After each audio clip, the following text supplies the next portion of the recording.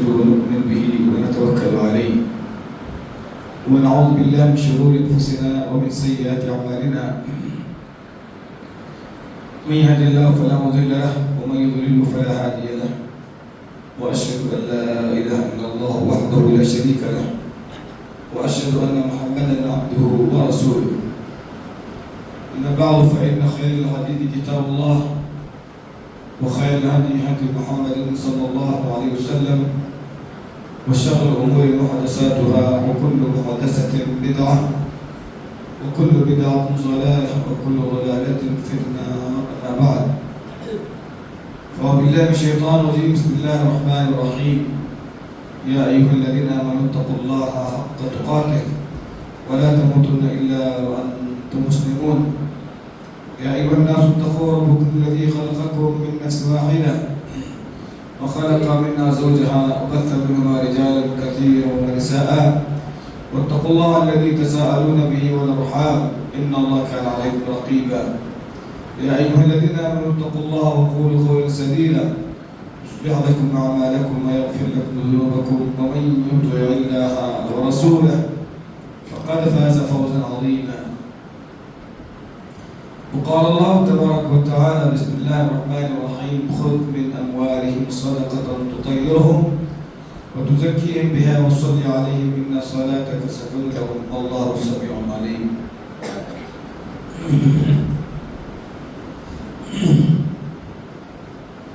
ہر قسم کی بڑائی اور کبریائی اللہ رب العالمین کے لیے لائق اور زیبا ہے.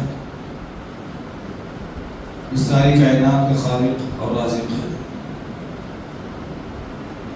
انگنت لامحدود بے شمار درود اور سلام نازل ہوتی ہو ہمارے نبی پیارے نبی آخری نبی سید الانبیاء والرسول محمد عربی صلی اللہ علیہ وآلہ وسلم پر.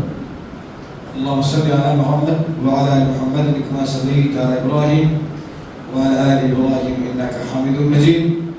اللهم بارك على محمد وعلى آل محمد كما باركت على إبراهيم وعلى آل إبراهيم إنك حميد مجيد. محترم بزرگ ہو، نوجوان ساتھی ہو، پردہ نشین اسلامی ماؤں اور بہنوں،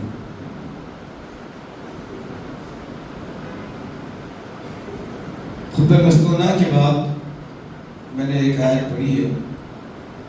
اللہ کا بیان ہے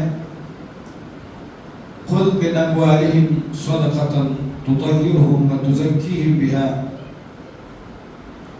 اے ہمارے نبی پیارے محمد صلی اللہ علیہ وسلم،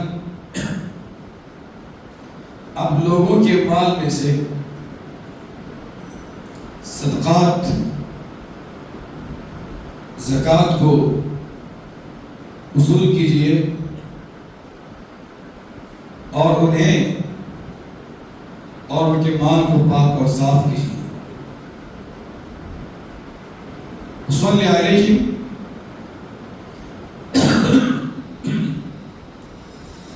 ان کے حق میں دعائیں کیجئے. ان صلاتک سکن لہم، آپ کی دعائیں ان کے لیے، آپ کی دعائیں ان کے لیے سکون اور راحت کا باعث ہے.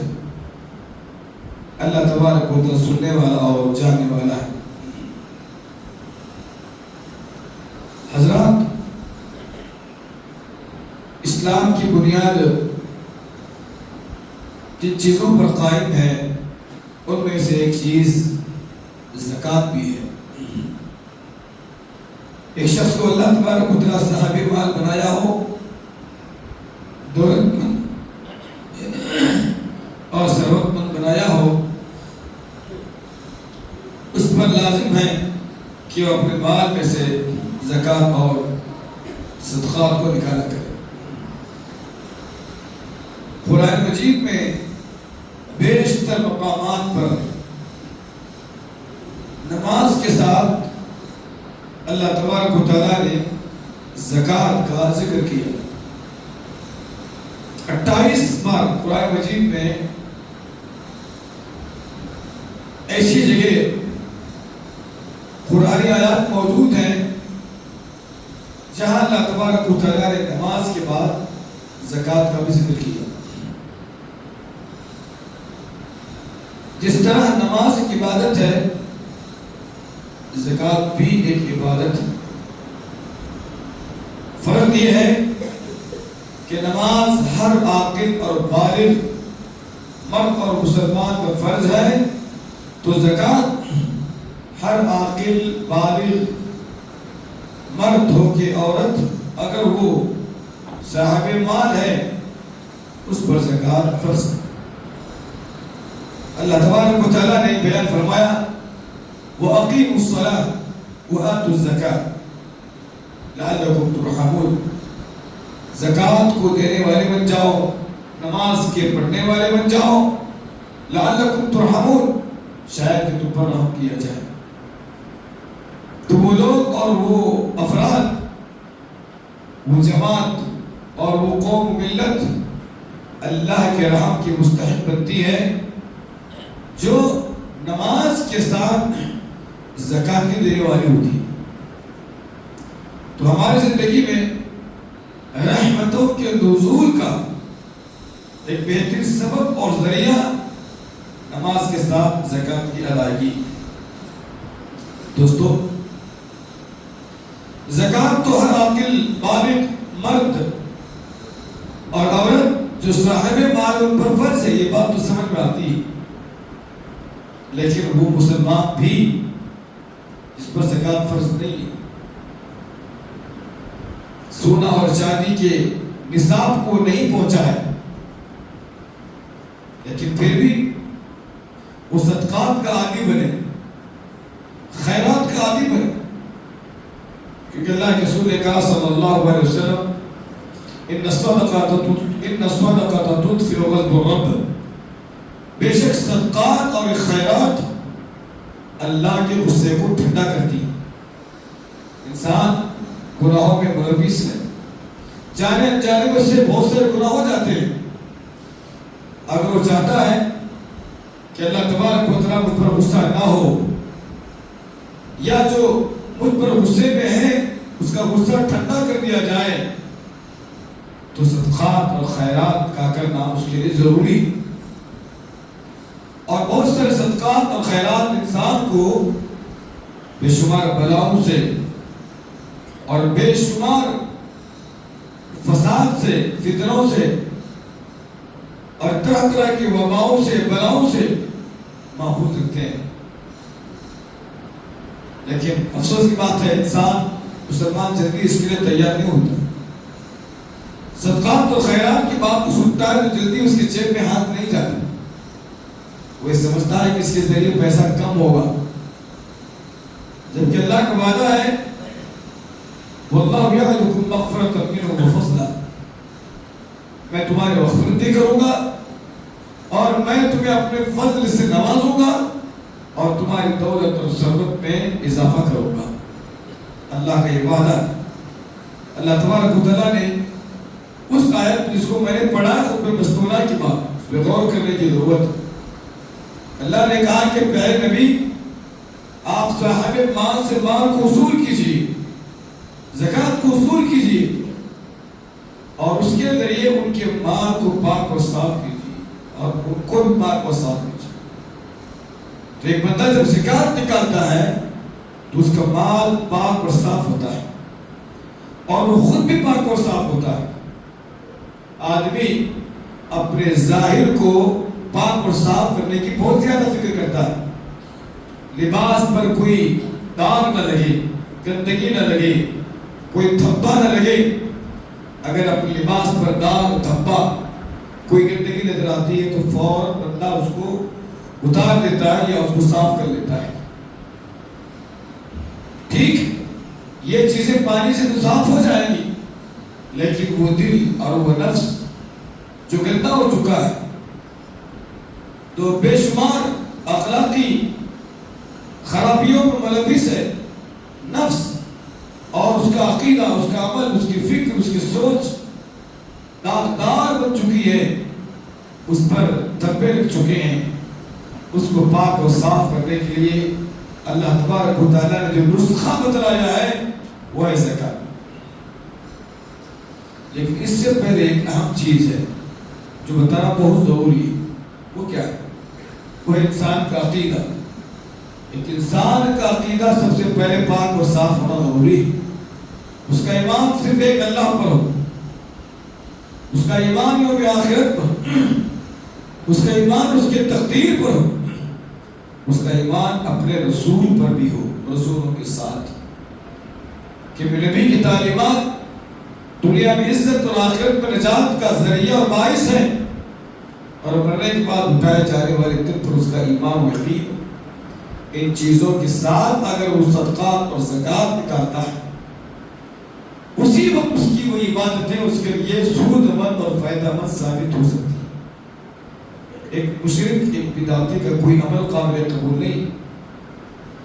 یہ بات صحیح ہے، طے شدہ ہے کہ ایک بندہ حلال کمائی کرتا ہے، حلال روزی حاصل کرتا ہے، لیکن عقیدے میں فساد ہے، اس کے ایمان میں بگاڑ ہے.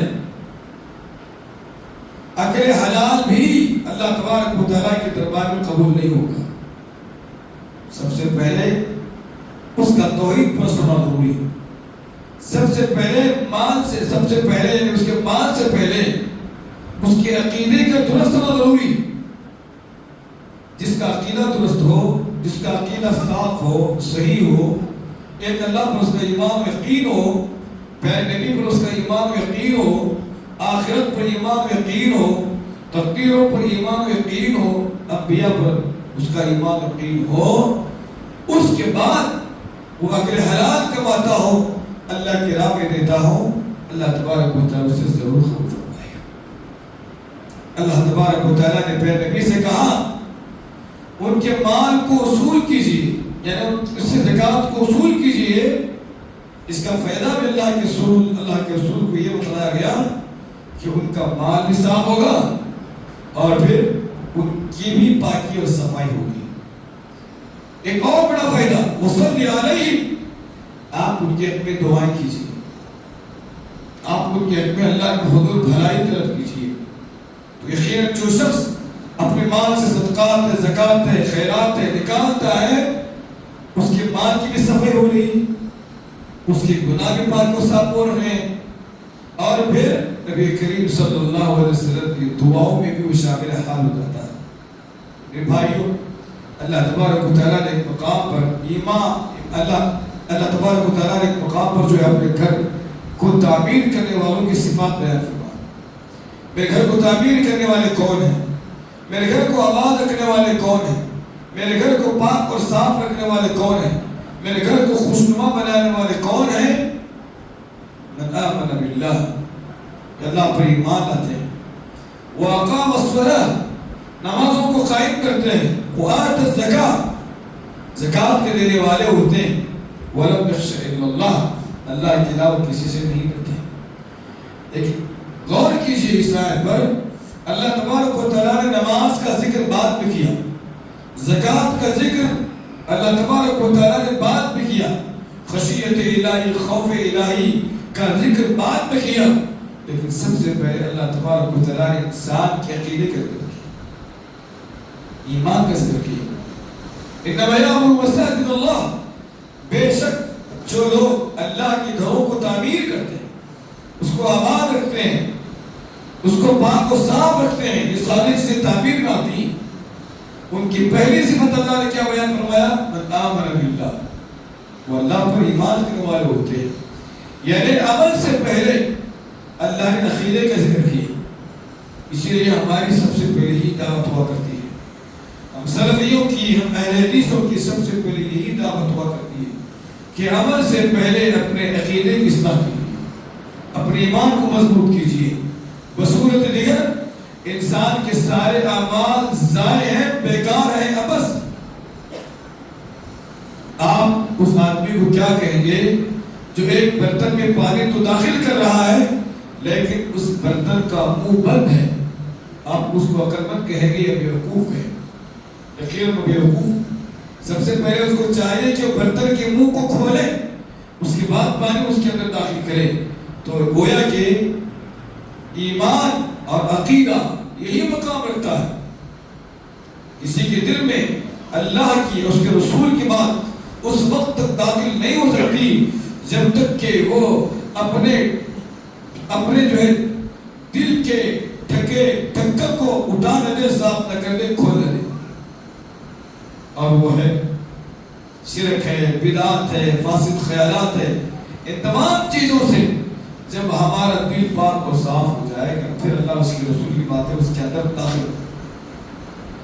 تو میرے بھائیو، زکوٰۃ فرض ضرور ہے. اللہ زکوٰۃ کی اس عمل کو، عبادت کو بہت پسند کرتا ہے، قبول کرتا ہے، لیکن اس سے پہلے اس کا صحیح العقیدہ ہونا ضروری ہے. اس کے ایمان کا درست ہونا ضروری ہے، اس کے عقیدے کا درست ہونا ضروری ہے. میرے بھائیو، اللہ تبارک و تعالیٰ نے ایک مقام پر بیان فرمایا مثل الذین ينفقون اموالهم فی سبیل اللہ. جو لوگ اللہ کے راہ میں اپنے مال کو خرچ کرتے ہیں، دیتے ہیں، ان کی مثال کیسی ہے؟ کمثل حبۃ انبتت سبع سنابل فی کل سنبلۃ مئۃ حبۃ. اللہ اکبر. اس کی مثال اس دانے کی ہے جس کو زمین میں بویا جاتا ہے. اب وہ زمین سے پودا جب نکلتا ہے اس کے بعد آگے چل کر کے اس کے اندر 7 خوشے اس کے اندر لگتے ہیں اور ہر خوشے میں 100 دانے ہوتے ہیں. گویا کہ ایک بندہ اللہ کی راہ میں 1 ریال 1 روپیہ خرچ کرتا ہے، زکوٰۃ کی شکل میں، صدقات کی شکل میں، خیرات و عطیات کی شکل میں. اللہ تبارک و تعالیٰ نے اس کی مثال اس پودے سے دی ہے جس کے اندر 7 گوشے لگتے ہیں اور اس کے اندر جو ہے ہر گوشے میں 100 دانے ہوتے ہیں. تو 1 روپیہ، 1 حلالہ، 1 ریال اللہ تبارک و تعالیٰ کے راہ میں دینا، اس کی خوشی کے لیے دینا، گویا کہ بدلے میں 1 نیکی کا حاصل کرنا نہیں بلکہ 700 نیکیوں کو حاصل کرنا ہے. پھر آگے اللہ کہتا ہے کہ واللہ یضاعف لمن یشاء. میں چاہوں تو اس کو اور اس کے اندر اور اضافہ کر دوں، میں چاہوں تو اس کے اندر اور بھی اضافہ کر دوں. اب اندازہ لگا یہ 700 گنا اگر آپ کو دنیاوی امور میں فائدہ ہو رہا ہو، کاروبار میں فائدہ ہو رہا ہو، تو آپ رات اور دن جاگ کر کے اس کاروبار کو انجام دیں، اس تجارت کریں، اس چیز کو آپ خریدیں. ایک چیز آپ 1 لاکھ میں خریدیں، بدلے میں وہ چیز 7 یعنی کہ 7,000 یعنی کہ 700 یعنی 7 کروڑ میں اگر وہ چیز بک رہی ہو، جس چیز کو آپ نے 1 لاکھ میں خریدا ہو، 700 یعنی 70 کروڑ میں وہ چیز بک رہی ہو، حساب میں کچھ گڑبڑ ہو رہی ہے تو اس کو سنبھال لیجئے. 700 گنا اس کا حساب لگا لیجیے، اس کا اندازہ آپ لگا لیجیے. تو اتنی برکت کے ساتھ، اتنے اضافے کے ساتھ اگر وہ چیز بک رہی ہو، پھر تو آپ اس چیز کو نہیں خریدو گے، جلدی خریدو گے. ایسا ممکن ہے کہ دنیا میں وہ چیز غلط بھی ثابت ہو سکتا ہے کہ اس کے اندر دھوکہ بھی ہو، لیکن اللہ تبارک و تعالیٰ اپنے بات میں سچا ہے، اللہ تبارک و تعالیٰ اپنے وعدے میں سچا ہے. اللہ کہتا ہے کہ میں 700 گنا اس کو بدلے میں وہ چیز دوں گا، اور پھر کہتا ہے کہ اللہ یضاعف لمن یشاء، میں چاہوں تو اور بھی بڑھا کر کے اس کے بدلے کو دوں. تو اتنا اچھا آفر ہم کیوں کر جھٹلائیں، اس کو انکار کریں؟ اور یہ اللہ کا وعدہ ہے، اللہ کا وعدہ بالکل درست ہے. میرے بھائیوں، آگے اللہ تبارک و تعالیٰ نے ایک وعید سنائی ہے، اور ذرا غور کیجیے اس بات پر. اللہ نے کیا کہا؟ وَوَيْلٌ لِّلْمُشْرِكِينَ، تباہی ہے، بربادی ہے، جہنم کا گڑھا ہے. کس کے لیے؟ مشرکین کے لیے. کیوں؟ وجہ کیا ہے؟ اللہ نے بیان فرمایا کہ الذین لا یؤتون الزکاۃ، جو لوگ زکوٰۃ نہیں دیتے اور جو لوگ آخرت کے انکاری ہیں. تو زکوٰۃ کون لوگ نہیں دیتے ہیں؟ کافر لوگ نہیں دیتے، مشرک لوگ نہیں دیتے، آخرت کے انکاری نہیں دیتے. ماشاءاللہ، آپ لوگ تو آخرت کو مانتے ہیں، آپ کا اس بات پر ایمان و یقین ہے کہ مرنے کے بعد ہم اٹھائے جانے والے ہیں، پھر آپ دوسری جانب زکوٰۃ کے دینے والے نہیں ہیں. یہ دونوں چیزیں مومن کے اندر جمع نہیں ہو سکتی. مومن وہ ہوتا ہے جو اللہ کے ساتھ میں کسی کو شریک نہیں ٹھہراتا، آخرت پر ایمان و یقین رکھتا ہے، اور اللہ جو دیا اس کے اندر صدقات ہے، زکات ہے، خیرات ہے، نکات ہے.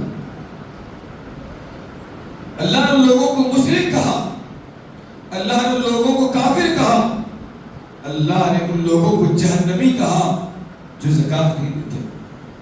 اگر کوئی آپ کو جہنمی کہے آپ قبول کریں گے؟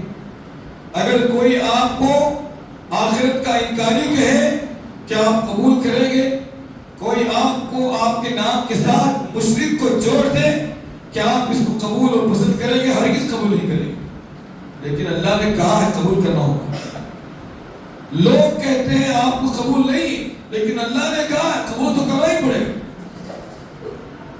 اگر آپ یہ چاہتے ہیں کہ مجھے یہ پسند نہیں ہے تو آپ کو یہ قبول کرنا پڑے گا کہ زکات اگر مجھ پر فرض ہے، میں صاحب مال بن چکا ہوں، 7.5 تولہ سونا اور 52 تولہ چاندی میرے پاس موجود ہے، تو اب میں صاحب مال صاحب زکات بن گئے، زکات کا دینا مجھ پر فرض ہے، تو اس کو لازم ہے کہ جہنم سے بچنا چاہتا ہے تو زکات کا دینے والا بنے. میرے بھائی، نبی کریم صلی اللہ علیہ وسلم نے بیان فرمایا کہ اسلام کی بنیاد 5 چیزوں پر ہے، ان میں سے ایک چیز زکات بھی. اگر تم صاحب مال ہو، زکات نہیں دیتے ہو تو تمہارا اسلام پورا نہیں، تم خالص مسلمان نہیں. اور ایک مقام پر نبی کریم صلی اللہ علیہ وسلم نے بیان فرمایا اگر تم اپنے مال کی حفاظت چاہتے ہو تو زکات دو. اپنے مال کی حفاظت چاہتے ہو تو زکات دو. یہ اللہ کا وعدہ ہے. آدمی مال میں سے زکات ادا نہ کرے اور وہ یہ چاہے کہ میرے مال میں اضافہ ہو اور اس مال کی حفاظت کے لیے وہ 1-2 آدمی کو متعین بھی کرتا ہے چوکیدار کے طور پر، تب بھی یاد رکھیں نہ اس کا مال محفوظ رہے گا سب نکلنے سے، چوری ہونے سے، اور نہ ہی اس کے مال میں اضافہ اور برکت ہو سکتی ہے. پھر نبی نے کہا اگر مال کے اندر اضافہ چاہتے ہو، مال کا تحفظ چاہتے ہو، زکات دینے والے بولو. ہمارے استاد محترم مولانا عبدالغنی سیفی رحمہ اللہ، اللہ ان کی مغفرت فرمائے، وہ ہمیں بخاری شریف پڑھایا کرتے تھے. انہوں نے اپنا سفر کا ایک قصہ بیان فرمایا. کہا کہ میں راجستھان کے سفر پر تھا، وہاں ایک بہترین مسلمان، اور اللہ نے خوب اسے دولت سے نوازا تھا، دل سے نوازا تھا. وہ لوگوں کے درمیان خوب صدقات اور خیرات کرتا تھا. وہ سفر پر تھا، لوگوں نے اس کے مال کو آگ کے حوالے کیا. لکڑی کا بہت بڑا اس کا کاروبار تھا، بہت بڑا کاروباری تھا لکڑیوں کا. لوگوں نے حسد کی وجہ سے اس کے مال کو آگ کے حوالے کر دیا. اس کو اطلاع ملی کہ تمہارے مال کو آگ کے حوالے کر دیا گیا.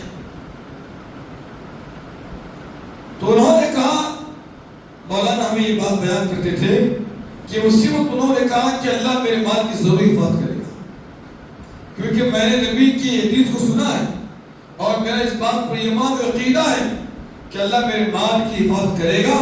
کیونکہ کوئی سال ایسا نہیں گیا جس سال میں اپنے پورے مال کا باقاعدہ حساب کر کے اس کا عدد شمار کر کے زکات نہیں نکالتا. ہر سال میں باقاعدہ اس کی زکات نکالا کرتا ہوں، باوجود اس کی آگ لگی ہے تو یہ میرا امتحان ہے، آزمائش ہے، اور میرا اس بات پر ایمان و عقیدہ ہے کہ میرا مال ضائع نہیں ہوگا. اندازہ کیجیے،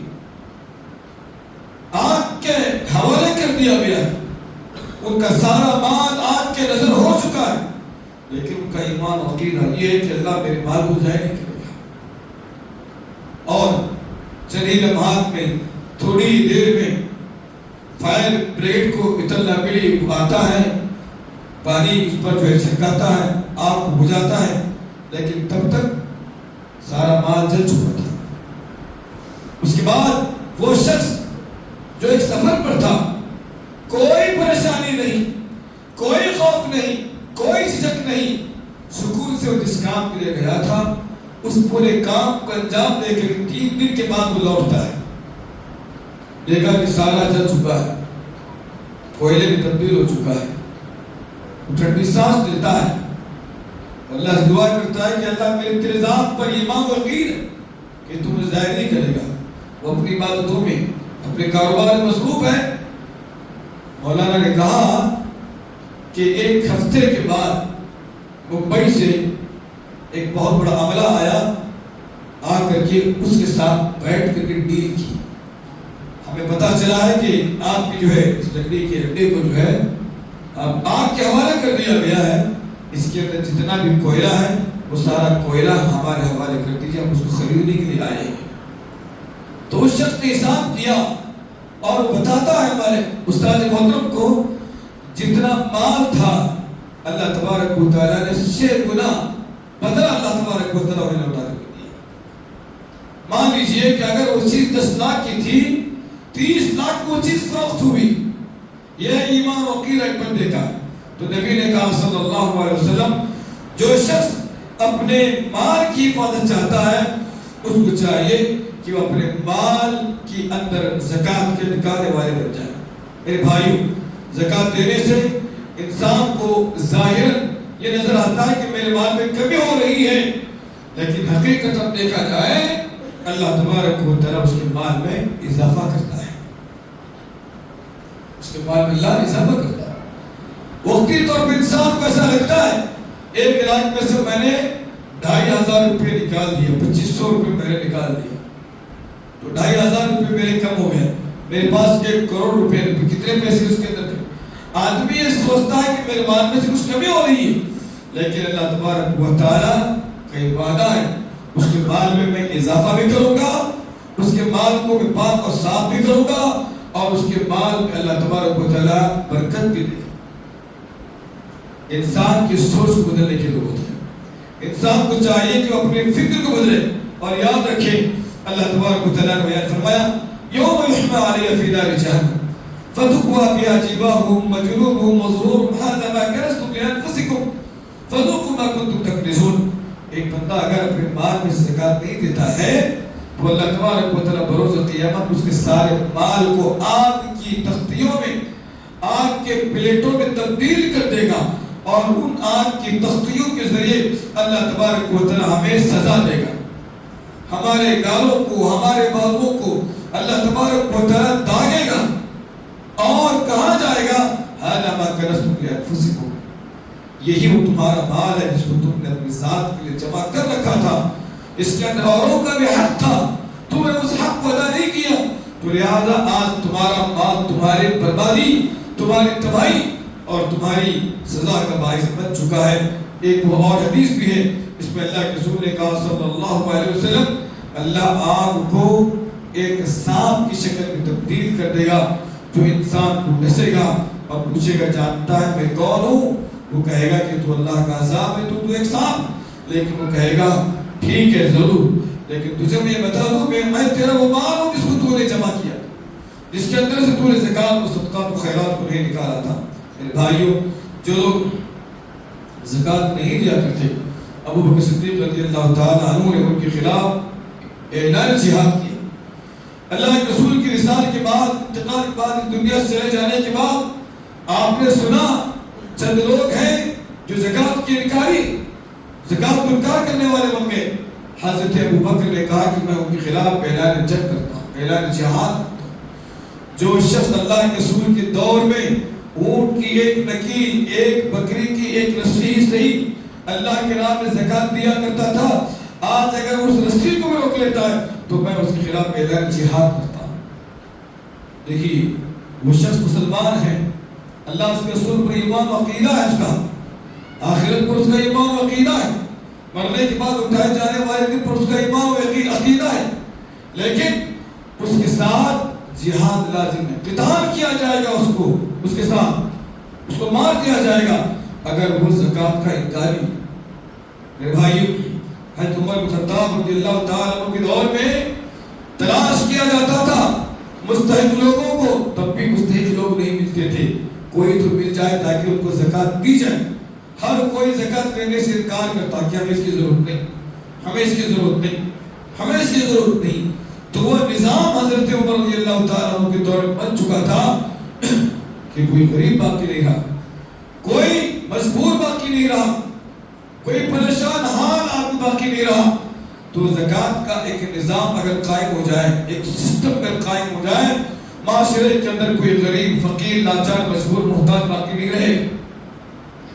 یہاں پر کبھی مالداروں کے اندر ایک تو یہ کہ زکوٰۃ نکالتے نہیں، اور جو لوگ زکوٰۃ نکالتے نہیں، جو لوگ زکوٰۃ نکالتے ہیں اندر تم زکوٰۃ نکالتے ہیں، آپ پر لازم ہے کہ آپ حساب کریں، آپ اپنے مال کا حساب کریں، کتنا مال میرے پاس ہے، اس کی کتنی مالیت بنتی ہے، اس کے بعد کتنی زکوٰۃ مجھ کو نکالنا ہے۔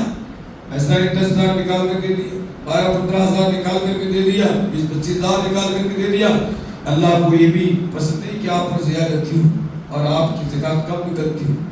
بہتر ہے کہ آپ بیٹھیں، حساب کریں، اعداد و شمار کریں، اس کے بعد جو زکوٰۃ نکلتی ہے وہ دیکھ کر، اور اگر آپ دیتے ہیں تو بہت اچھی بات ہے، لیکن آپ اگر اندازے سے زکوٰۃ کو کم نکالتے ہیں تو پھر تو یہ زکوٰۃ نہیں بھی، یہ تو ایک عام صدقہ ہوا۔ اللہ تبارک و تعالیٰ کے یہاں آپ پوچھے جاؤ گے تو عمر بن خطاب نے بہترین ایک سسٹم قائم کیا تھا زکوٰۃ کا، آج بھی ہمیں ایک بہترین جو ہے سسٹم قائم کرنے کی ضرورت ہے۔ ایک عورت نبی کریم صلی اللہ علیہ وسلم کی خدمت میں حاضر تھی، ساتھ اس کی بچی بھی، دیکھا اس کے ہاتھ میں کنگن سونے، اب بعد روایت میں آتا ہے کہ اسی عورت کے ہاتھ میں سونے کے کنگن تھے، پوچھا کہ اس کی تم زکوٰۃ نکالتی ہو؟ اگر تم اس کی زکوٰۃ نہیں نکالتی ہو تو پھر ان ہاتھوں میں جہنم کے جو ہے کڑے پہننے کی تم تیاری کر لینا، اللہ تبارک و تعالیٰ اس کو آگ کی کنگن بنا کر تم پہنائے۔ تو جو لوگ اپنے گھر میں سونا چاندی رکھتے ہوں اور زکوٰۃ اس کی ادا نہیں کرتے ہوں تو اللہ کے رسول صلی اللہ علیہ وسلم نے انہیں یہ وعید سنائی۔ عثمان بن عفان رضی اللہ تعالیٰ عنہ کے بارے میں آتا ہے، کاشت سالی عام تھی، اناج کی کمی تھی، ایک ایک موقع پر کھانا اس کی تلاش میں لوگ دنوں گزارتے تھے۔ کاشت سالی کس کو کہتے ہیں؟ دن میں ایک مرتبہ بھی کھانا ملے تو کاشت سالی نہیں، 2 دن میں ایک مرتبہ بھی کھانا ملتا ہے تو بھی کاشت سالی نہیں ہے، کئی دن لوگ بھوکے اور پیاسے رہے اس کو کاشت سالی کہا جاتا ہے۔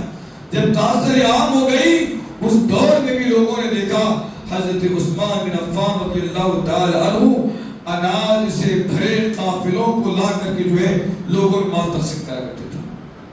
قافلے، سووں کی تعداد میں اونٹ اور گھوڑے جن کے اوپر اناج سے بھرے ہوئے بوریاں لا کر کے آپ لوگوں میں اس مال کو تقسیم کرتے تھے۔ یہ زکوٰۃ پر عمل کرنے کا نتیجہ کہ وہ قحط سالی کے دور میں بھی حضرت عثمان بن عفان رضی اللہ تعالیٰ عنہ کے پاس اتنا مال تھا، وہ قافلوں کو جو لا کر لوگوں کے درمیان تقسیم کرتے تھے، جن کے پاس جن پر جو ہے اناج، جن کے اوپر جو ہے باقی اناج کی جو ہے بوریاں لگی ہوا کرتی تھی۔ حضرت عبداللہ بن عمر رضی اللہ تعالیٰ عنہ کے بارے میں آتا ہے، ایک معمولی چھوٹی سی بھی چیز میں بھی اگر زکوٰۃ نکلتی تو اس میں بھی نکالتے، اس کے اندر وہ احتیاط کیا کرتے تھے۔ میرے بھائی، زکوٰۃ کیا ہے؟ زکوٰۃ ایمان کی علامت، زکوٰۃ ایک تزکیہ کا ذریعہ ہے، زکوٰۃ مال کی حفاظت کا ذریعہ ہے، اور زکوٰۃ اجتماعی استحکام کا ذریعہ ہے، زکوٰۃ جو ہے معاشی انصاف کا ذریعہ ہے۔ میرے بھائیو، زکوٰۃ کے فوائد کیا ہیں؟ زکوٰۃ کے فوائد کیا ہیں؟ معاشرے کو کیا فائدے ہوتے ہیں، اس کو کیا فائدہ ہوتا ہے؟ چند باتیں بتا کر بات ختم کرتا ہوں۔ نمبر 1، زکوٰۃ کی وجہ سے غربت کا خاتمہ ہوتا ہے۔ زکوٰۃ کی وجہ سے ایک بہترین نظام، ایک سسٹم اگر قائم کیا جائے تو مسلمانوں سے غربت کا خاتمہ ہو سکتا ہے، اور آج کے دور کا خاص کر کے ہندوستانی، وہ ہندوستانی جو ایمان نہیں رکھتا اللہ اس کے رسول پر، اس کو ہندو کہتے ہیں، اس کو کافر کہتے ہیں، ان لوگوں کو بھی ہم نے کہتا ہوا پایا ہے کہ دیکھو مسلمانوں کے اندر زکوٰۃ کا سسٹم موجود ہے، ہمارے پاس زکوٰۃ کا سسٹم موجود نہیں، دان ہے، لوگ جس کو سمجھ میں آتا ہے دان کر دیتے ہیں، ان کو اس بات کا احساس ہے مسلمانوں کے اندر زکوٰۃ کا سسٹم موجود ہے، اور وہ لوگ بھی کہتے ہیں کہ ان کا اوپینین ہے کہ مسلمان اگر صحیح معنی میں زکوٰۃ کے دینے والے بن جائیں، ایک سسٹم سے زکوٰۃ نکال کر کے ایک سسٹم سے زکوٰۃ کے دینے والے بن جائیں، معاشرے سے ساری غربت ختم ہو سکتی ہے۔ آج ہمارا حال کیا ہے؟ زکوٰۃ دینے والا ہمیشہ زکوٰۃ دے رہا ہے اور زکوٰۃ دینے والا ہمیشہ زکوٰۃ لے ہی رہا. وہ سسٹم و نظام قائم کیا جائے کہ ہر سال چند لوگوں کو اتنی زکوٰۃ یا اتنا مال دے دیا جائے کہ آنے والے سال میں وہ خود بھی زکوٰۃ دینے والا بن جائے. سارے محلے کے لوگ، ایک محلے میں مان لیجیے 500 لوگ رہتے ہیں، ان میں سے کم 200 لوگ زکوٰۃ کے نکالنے والے ہوتے ہیں. وہ لوگ اگر 500 لوگوں میں اپنی زکوٰۃ تقسیم کرتے ہیں ایک سسٹم کے ساتھ، ایک نظام کے ساتھ، چند ایسے افراد تیار ہو سکتے ہیں جو خود بھی ان کے صف میں شامل ہو سکتے ہیں اور وہ بھی زکوٰۃ کے دینے والے بن سکتے ہیں. تو غربت سے جو ہے، غربت کا خاتمہ ہو سکتا ہے زکوٰۃ سے، بھوک کا خاتمہ ہو سکتا ہے اور انسان کی بنیادی ضرورتیں پوری ہو سکتی ہیں اور معاشرے سے یہ بھکاری جو کلچر ہے، مانگنے والا جو کلچر ہے، ختم ہو سکتا ہے. دوسری چیز زکوٰۃ کا فائدہ کیا ہے؟ دوسرا فائدہ یہ ہے کہ جو ہے منصفانہ اگر لوگ جو ہے زکوٰۃ دیتے ہیں تو پھر جو ہے معاشرے میں جو ہے دولت مندوں کا تعلق صرف دولت مندوں سے نہیں بلکہ دولت مندوں کا تعلق غریبوں سے بھی ہوتا ہے. اللہ نے کہا کہ کئی لا یکون دولتم بین الاغنیاء منکم، ایسا نہیں ہونا چاہیے کہ مالدار ہی کے درمیان وہ اپنے تعلقات قائم رکھے، آپس میں لین دین کیا کرے. غریبوں سے اگر تعلق قائم کرنا ہے تو بہترین زکوٰۃ کا سسٹم قائم کرنا ضروری ہے. تو غریب کا تعلق مالدار سے، مالدار کا تعلق غریب سے قائم ہو جائے گا اور دونوں میں ایک تال میل قائم ہو جائے گا جس سے معاشرہ مستحکم ہو سکتا ہے. میرے بھائیو تیسرا فائدہ کیا ہے؟ معاشرے سے جو ہے نفرت کا خاتمہ ہو جائے گا. معاشرے سے نفرت کا خاتمہ ہو جائے گا. آپ نے دیکھا ہوگا کئی غریب لوگ امیروں سے جو ہے نفرت کرتے ہیں، حسد کرتے ہیں، ان سے جلتے ہیں. اس کی وجہ یہی ہے کہ زکوٰۃ کا جو ہے صحیح سسٹم نہیں ہے، نہ لوگ زکوٰۃ نکالتے ہیں. اور اسی طرح سے اگر زکوٰۃ کے نکالنے والے لوگ بن جاتے ہیں، امیروں اور غریبوں کے دل میں محبت قائم ہوگی. اسی طرح سے معاشرے سے حسد ہے، کینہ ہے، کپٹ ہے، بغض ہے، یہ ساری چیزیں ختم ہو سکتی ہیں. اسی طرح سے زکوٰۃ کا ایک فائدہ یہ ہے کہ لوگوں کے درمیان جو جرائم ہے، معاشرے میں جو جرائم ہو رہے ہیں، اس تمام قسم کے جرائم کا بھی خاتمہ ممکن ہے اگر مسلمان زکوٰۃ کے نکالنے والے بن جاتے ہیں. مثلا چوری ختم ہو سکتی ہے، ڈاکہ ہے ختم ہو سکتا ہے، فراڈ ہے ختم ہو سکتا ہے، قتل ہے یہ معاملہ ہو سکتا ہے، ظلم اور زیادتی ہے یہ معاملہ ختم ہو سکتا ہے، غبن ہے یہ چیزیں ختم ہو سکتی ہیں. لیکن شرط ہے کہ صاحب مال کے نکالنے والے زکوٰۃ پر فرض ہے وہ پابندی کے ساتھ جو زکوٰۃ کے نکالنے والے بن جائیں. اسی طرح سے میرے بھائیوں روحانی اور اخلاقی پاکیزگی معاشرے میں قائم ہوگی. لوگوں کے اخلاق بھی سدھر جائیں گے اور لوگوں کی روحانیت کی اصلاح ہوگی اگر لوگ زکوٰۃ کے نکالنے والے بن جائیں. کیونکہ اللہ نے کہا خذ من اموالہم صدقۃ تطہرھم وتزکیہم. اگر آپ زکوٰۃ نکالو گے تو معاشرے میں جو لوگ موجود ہیں ان کی روحانی تربیت ہوگی اور ان کی اخلاقی بھی تربیت ہو سکتی ہے. اسی طرح سے میرے بھائیوں اگر لوگ زکوٰۃ نکالتے ہیں اجتماعی استحکام مسلمانوں میں قائم ہو سکتا ہے، بغاوت ختم ہو سکتی ہے، معاشرے میں جو ہے لوگوں کے درمیان ایک توازن قائم ہو سکتا ہے، ایک طرح کا توازن قائم ہو سکتا ہے. اسی طرح سے سیاسی طور پر بھی اگر مسلمان مضبوط بننا چاہتے ہیں تو وہ بھی زکوٰۃ کا سسٹم قائم کریں. لوگوں کے اندر سیاسی نظام بھی جو ہے مضبوط بن سکتا ہے. آج سیاسی طور پر مسلمان پوری طرح سے بکھرے ہوئے، سیاسی میدان میں بہت سارے مسلمان مختلف میدانوں بکھرے ہوئے، ان کے درمیان اجتماعیت نہیں، ان کے درمیان اتحاد نہیں. لوگوں کو معلوم ہے ہندوستان کے مسلمان اگر مستحکم بن جائے، متحد بن جائے تو یہ جس کی چاہے اس کی حکومت لا سکتے ہیں، جس حکومت کو چاہے گرا سکتے ہیں. تو یہ سیاسی طور پر بھی اگر مسلمان مستحکم بننا چاہتے ہیں تو زکوٰۃ کے سسٹم کو قائم کرنا ہوگا اور لوگوں کو پابندی کے ساتھ زکوٰۃ نکالنا ہوگا تاکہ لوگوں کی ضرورتیں پوری ہوں. آج آدمی اپنی ضرورت کو پورا کرنے کے لیے یہاں سے وہاں بھٹکتا ہے، یہاں مجھے اتنا ملے گا، یہاں مجھے اتنا ملے گا. لیکن مسلمان اگر اس سسٹم کو قائم کریں گے اور ضرورت مندوں کی، غریبوں کی، فقراء کی، ان کی ضرورتوں کو اگر پورا کریں گے تو پھر ان کے درمیان اتحاد قائم ہو سکتا ہے وہ مستحکم ہو سکتے ہیں اور وہ لوگ متحد ہو سکتے ہیں، وہ لوگ مضبوط ہو سکتے ہیں۔ اس کے علاوہ آخرت کے اندر بھی کئی ایک فوائد ہیں۔ نبی کریم صلی اللہ علیہ وسلم کی شفاعت حاصل ہوگی، اللہ کی رضا اس سے حاصل ہوگی اور جنت کی ساری نعمتوں کو حقدار بنے گا۔ اللہ سے دعا ہے کہ اللہ تبارک و تعالی ہم جميع مسلمانوں کو زکوٰۃ کی اہمیت کو اور اس کی فضیلت کو سمجھتے ہوئے زکوٰۃ کا نکالنے والا، اس کو ادا کرنے والا تو ہمیں بنا دے، اور اس کی وعیدوں کو سمجھتے ہوئے اللہ تبارک و تعالی مسلمانوں کو چاہیے کہ اس وعید کو سامنے رکھتے ہوئے وہ مال کو نہ سنبھالے، جو مال دینا ہے وہ مال دے دے، اور جو مال اس کا ہے اس مال کو وہ رکھے۔ اللہ تبارک و تعالی اس بات کی سمجھ نصیب فرما۔ اللہ تبارک و تعالی جو لوگ باقی صدقات خیرات زکات دیا کرتے پابندی کے ساتھ، اللہ تبارک و تعالی کو اور مضبوط بنا دے، اور جو لوگ لینے والے ہیں انہیں بھی اتنا مضبوط بنا دے کہ وہ بھی دینے والے بن جائیں۔ غربت کا، فقر کا، ظلم کا، تشدد کا، قتل کا، چوری کا، زنا کا جو ماحول قائم ہے، کہیں نہیں کہیں اس کے پیچھے جو ہے غربت ہی اور فقر ہی جو ہے پیچھے کام کر رہی ہے۔ اللہ تبارک و تعالی تمام قسم کے اخلاقی جرائم کا خاتمہ ممکن ہے تیرے تعاون کے بعد ختم ہو سکے، زکوٰۃ کی ادائیگی کے بعد ختم ہو سکے۔ اللہ ان باتوں کی سمجھ اور فہم کو ہمیں نصیب فرما۔ آمین یا رب العالمین۔ الحمد للہ۔